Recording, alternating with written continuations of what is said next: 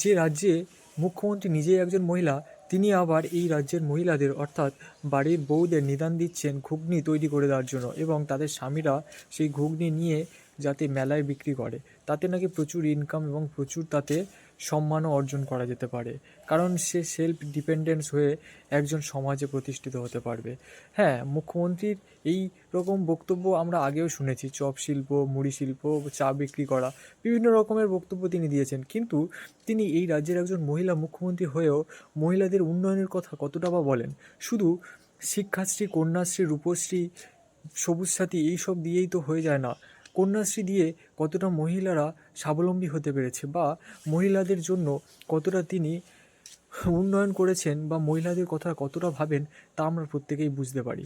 সত্যি একটা প্রকল্প করে থেমে যাওয়া এই পর্যন্ত কোনো কাজ হয় না, কারণ প্রকল্প বাস্তবায়নের সাথে প্রকল্প কতটা রুট লেভেলে সেটা প্রত্যেকটা নারীর জন্য সমান অধিকার দিচ্ছে, তা কিন্তু লক্ষ্য রাখা যথেষ্ট প্রয়োজন।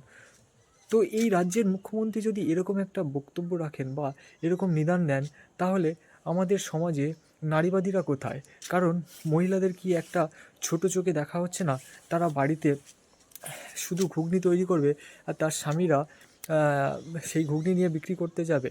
মহিলাদের কি সেই খুন্তি নাড়ার কথাই কি তাহলে তুলে ধরা হচ্ছে, এবং তারা যাতে বাড়িতেই থাকে সেই নিদান কি দেওয়াই হচ্ছে? একজন মহিলা মুখ্যমন্ত্রী হয়ে এই ধরনের কথাগুলো কি করে বলতে পারেন?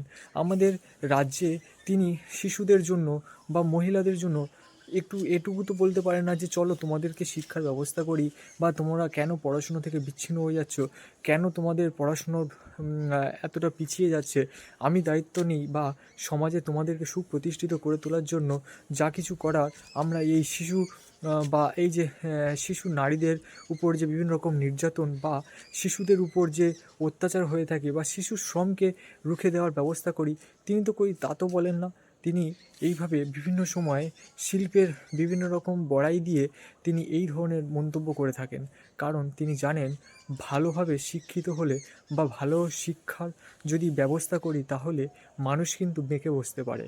আর তাই আমরা এই শিল্প অর্থাৎ চা শিল্প, ঘুগনি শিল্প, চপ শিল্প, এইসব শিল্পের মধ্যে দিয়েই আমাদের রাজ্যটাকে ক্রমশ শিক্ষার দিক দিয়ে, প্রকৃত শিক্ষার দিক দিয়ে যাতে নিমজ্জিত করতে পারি, এবং আখেরি আমার ভোট ব্যাংক যাতে ভালোভাবে ধরে রাখা যায়, তার কিন্তু সচেষ্টভাবে বা তার কিন্তু চেষ্টা আমরা এক প্রকার করেই যাব।